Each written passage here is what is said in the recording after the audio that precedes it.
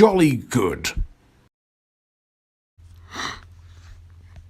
Hello, boys and girls, ladies and gentlemen. My name is Clayton Zoka. Welcome to another My Thoughts On, and today I'll be talking about cats and dogs. Well, actually, cats and dogs 1, 2, and 3 as well. Oh, excuse me. This is requested by Gwen the Cat, who is a character from the third film, I believe. Yeah, I was right. Yeah. So I'll be taking a look at all of them in chronological order as well. And I've watched the first film before, but I can't remember that much about it. It's honestly a film that I would consider forgettable at best. But people either like it or just kind of dislike it, I suppose. It doesn't really seem like something that people would love or hate. It would be more like in the middle, wouldn't it? But yeah. So I'm not going to talk too much about this film because honestly, there isn't a lot to say about the first film, at least, and whatever I can talk about in terms of the first film is really just. So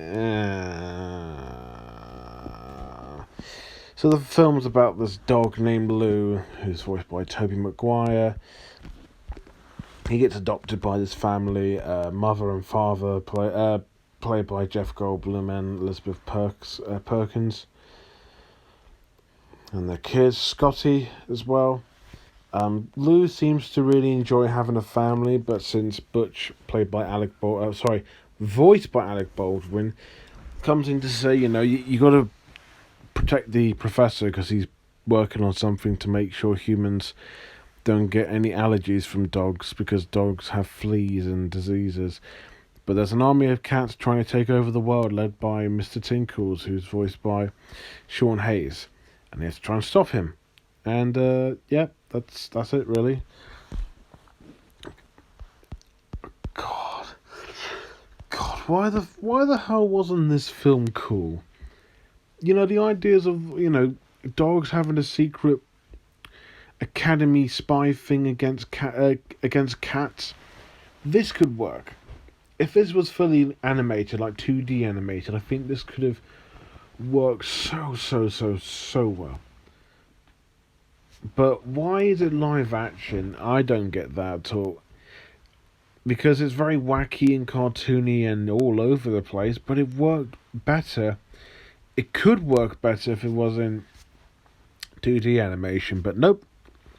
Live action. And to give credit where credit is due, they actually do use dogs and cats.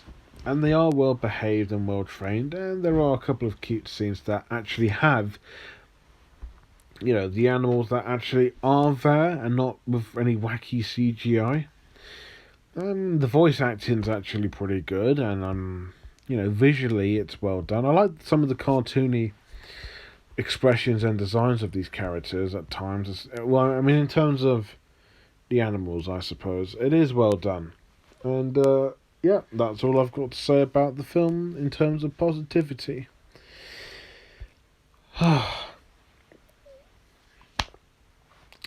Because this film was not very good at all. This was a very boring, very bland, not very funny, and very mediocrity dumb film. The acting from the humans is very childish, very mediocre as well. It's not funny at all. It's very sad and just awkward as well. The score by John Debney, who I think is fine. He is a little bit overrated. Is very wacky and very forgettable in terms of scores. The film is very, very predictably weird. It has predictable scenes. It also has scenes where it just feels strange in terms of what it's trying to do. That's why even the fight scenes with the cats and dogs is not interesting at all. I was kind of bored throughout the film because this was released in the early 2000s, which is strange because I thought it was released in the late 90s, and it feels like a late 90s film. It should have been 2D, and if it was 2D animated, I think I would have been able to be a little bit more forgiving. But since this is this is like live action, it honestly doesn't work as well as you would think. But my favourite, actually the best character in the film is actually Mr. Tinkles. Not only is he actually entertaining, but he's actually quite enjoyable, and Sean Hayes' performance is really fun. Yeah, that's it. The film's dumb, makes no sense, it's stupid, corny, and it's really dumb. Just really, really, really dumb. Really dumb. Ooh. See, it wasn't that long, really, was it? So, yeah, Cats and Dogs is a film I actually do not like. It's not the worst thing I've seen, but it's just boring, bland, and not funny. It's not creative or inventive.